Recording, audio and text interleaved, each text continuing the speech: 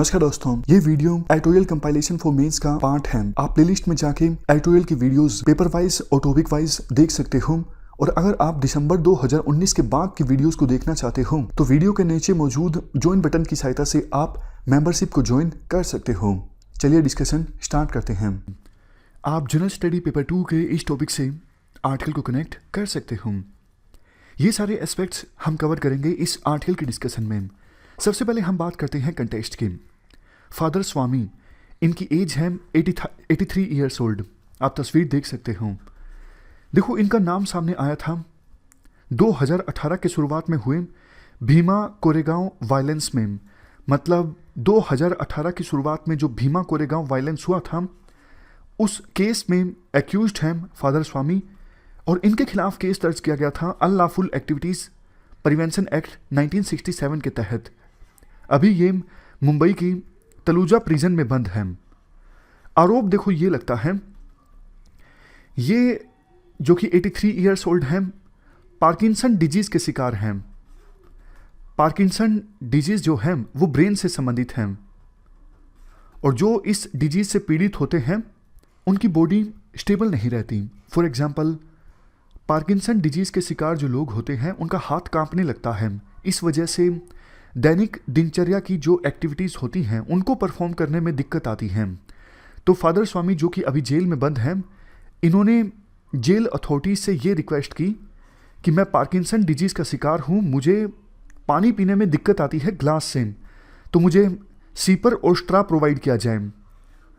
Straw जिससे cold drink पीते हैं ना, सीपर और स्ट्रा, ये चीज़ प्रोवाइड की जाए ताकि मैं आसानी से पानी पी सकूँ। अदरवाइज मुझे ग्लास पकड़ने में दिक्कत आती है, मेरा हाथ कांपता है।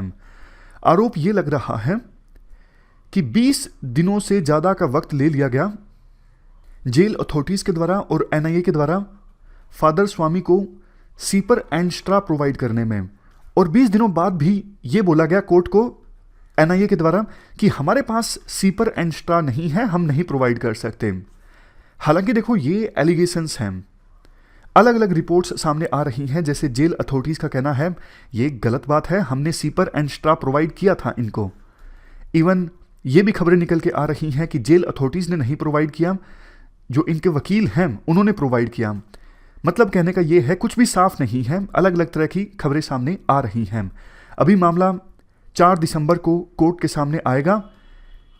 कोर्ट ये संज्ञान लेगी क्या जेल अथॉरिटीज़ को अलाउ किया जाए फादर स्वामी को सीपर एंड स्ट्रा प्रोवाइड करने के लिए। तो कुल मिला के कन्फ्लिक्टिंग न्यूज़ हैं। राइटर कहते हैं ये सब न्यूज़ आप इग्नोर कर दीजिए, लेकिन अगर देखिए, मान लीजिए जेल अथॉरिटीज़ ने सीपर एंड स्ट्रा नहीं प्रोवाइड किया था फादर स्वामी को, तो ये ना सिर्फ डोमेस्टिक डिसेबिलिटी एक्ट बल्कि इंटरनेशनल डिसेबिलिटी कन्वेंशन और लॉज का उल्लंघन है। और अगर ये न्यूज़ सच है तो ये फादर स्वामी के फंडामेंटल राइट्स का भी वायलेशन है। राइटर कहते हैं देखो, वो लोग जो डिफरेंटली एबल्ड होते हैं, डिसेबिलिटी से पीड़ित होते हैं, उनको कई बार जेल से बाहर भी सामान्य जीवन जीने में दिक्कत आती है। और सोच के देखिए, प्रिजन्स जो कि बहुत ज़्यादा ओवर क्राउडेड होती हैं, 10 कैदियों की जगह है तो 500 भर रखे हैं, 500 तो थोड़ा ज़्यादा हो गए, 50 भर रखे हैं। इसके अलावा बेसिक एमिनिटीज़ का अभाव होता है जेलों में, तो वहाँ पर डिफरेंटली एबल्ड लोगों को रहने में कितनी दिक्कत आएगी इसका अंदाज़ा आप लगा सकते हो। शायद इसीलिए काफ़ी सारे इंटरनेशनल और डोमेस्टिक लॉज जो हैं वो ये रिकॉग्नाइज करते हैं कि डिसेबल्ड प्रिजन्स के जो राइट्स हैं उनको प्रोटेक्ट करने की आवश्यकता है। अब बात की जाती है UN convention on the rights of persons with disabilities की। ये जो कन्वेंशन है उन सभी लोगों पर लागू होता है जो डिसेबिलिटी से पीड़ित हैं, इंक्लूडिंग जो जेल में हैं या फिर प्रिजनर्स हैं। इवन इंडिया भी सिग्नेटरी है इस कन्वेंशन का, UN convention on the rights of person with disabilities. और जो जो देश पार्टी हैं इस कन्वेंशन के, मतलब जिन देशों ने इस कन्वेंशन को साइन किया है, ये कन्वेंशन उनके ऊपर एक ऑब्लिगेशन लगाती है कि आप ये इंश्योर कीजिए कि वो पर्सन जो डिसेबिलिटी से पीड़ित हैं और जेलों में बंद हैं उनको इक्वली ट्रीट किया जाए बाकी लोगों के, उनको रीजनेबल एकोमोडेशन प्रोवाइड की जाए, और इस कन्वेंशन के जो भी प्रिंसिपल्स हैं उनको अचीव किया जाए। ऐसी एमिनिटीज डिसेबिलिटी से पीड़ित लोगों को दी जाए जो जेलों में बंद हैं। और देखो वो देश जिन्होंने इस कन्वेंशन को साइन किया है, जो पार्टी हैं इस कन्वेंशन में, ये कन्वेंशन उनके ऊपर एक ऑब्लिगेशन ये डालती है कि आप ऐसे प्रिजनर्स जो डिसेबिलिटी से पीड़ित हैं उनको ऑक्सिलरी एड्स प्रोवाइड करोगे। ऑक्सिलरी एड्स मतलब ऐसे डिवाइसेस जिनका इस्तेमाल डिफरेंटली एबल्ड लोगों के द्वारा किया जाता है अपनी डिसेबिलिटी को अंडरमाइन करने के लिए। जैसे एग्जाम्पल के तौर पर कोई डिफरेंटली एबल्ड पर्सन जिसको सुनने में परेशानी है, तो ऐसी मशीन जिसको कान में लगा के उस पर्सन को ठीक से सुनाई देगा। तो यहाँ पर जो हियरिंग मशीन हुई वो क्या हुआ, वो हुआ ऑक्सिलरी एड। तो स्टेट जो है उन प्रिजनर्स को जो डिसेबिलिटी से पीड़ित हैं ये सब ऑक्सिलरी एड्स प्रोवाइड किए जाएंगे ताकि वो अपनी डेली लाइफ जो है वो इंडिपेंडेंट ढंग से जी सकें, किसी और के ऊपर डिपेंडेंट ना रहें। अगर देखो स्टेट ऐसा नहीं कर रहा है, वो प्रिजनर्स जो डिसेबिलिटी से पीड़ित हैं उनको ऑक्सिलरी एड नहीं प्रोवाइड किया जा रहा है, तो इसका मतलब कन्वेंशन के अंदर जो स्टेट की रिस्पॉन्सिबिलिटी बनती है कि प्रिवेंट पर्सन्स विद डिसेबिलिटीज यानी डिसेबिलिटी से पीड़ित पर्सन्स को बचाना है टॉर्चर से, cruel and human degrading treatment और पनिशमेंट से, तो स्टेट अपनी इस रिस्पॉन्सिबिलिटी को, इस ड्यूटी को पूरा नहीं कर पा रहा है। इसके अलावा देखो international covenant on civil and political rights यानी ICCPR, इस कोविनेंट का जो आर्टिकल 10 है वो भी डिसेबिलिटी राइट्स की बात करता है। इसके साथ साथ तीसरे नंबर पे है Nelson Mandela rules. Nelson Mandela rules जिनको अप्रूव किया गया था UN जनरल असेंबली के द्वारा 2015 में एक रेजोल्यूशन की सहायता से। ये नेल्सन मंडेला रूल्स प्रिजनर्स की ट्रीटमेंट के लिए मिनिमम स्टैंडर्ड की बात करते हैं। ये रूल्स बोलते हैं कि प्रिजन एडमिनिस्ट्रेशन को सभी रीजनेबल एकोमोडेशन प्रोवाइड करनी होगी डिफरेंटली एबल्ड लोगों को। इसके साथ साथ वो प्रिजनर्स जो किसी भी तरह की डिसेबिलिटी से पीड़ित हैं, चाहे वो फिजिकल डिसेबिलिटी है या फिर मेंटल डिसेबिलिटी है या फिर किसी दूसरी तरह की डिसेबिलिटी है, उनको वो सारी एड्स प्रोवाइड की जाएंगी जिससे वो बाकी लोगों की तरह अपनी लाइफ व्यतीत कर सकें। तो अगर फादर स्वामी को सीपर एंड स्ट्रा नहीं प्रोवाइड किया गया है तो इन सभी इंटरनेशनल कन्वेंशंस और रूल्स का उल्लंघन है ये। इसके बाद हमारे संविधान की बात की जाती है।